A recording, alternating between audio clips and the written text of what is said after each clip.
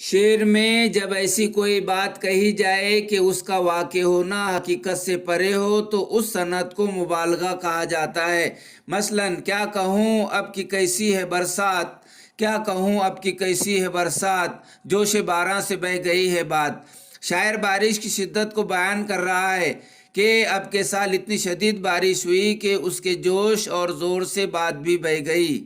بات کا بہنا ایک محال بات ہے، مگر شاعر نے اسے بھی بارش کے طوفان میں بہا دیا۔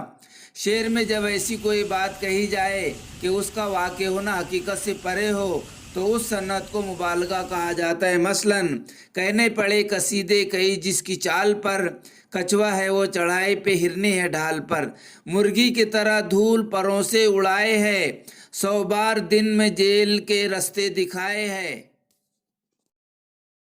جب شاعر اپنے کسی شعر میں کسی چیز کو دوسری چیز کے مشابہ بیان کرتا ہے تو اسے صنعت تشبیہ کہتے ہیں۔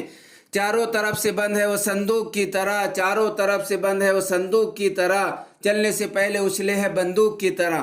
اس شعر میں کار کو تشبیہ دی گئی ہے، اس لیے یہ لفظ مشبہ ہے۔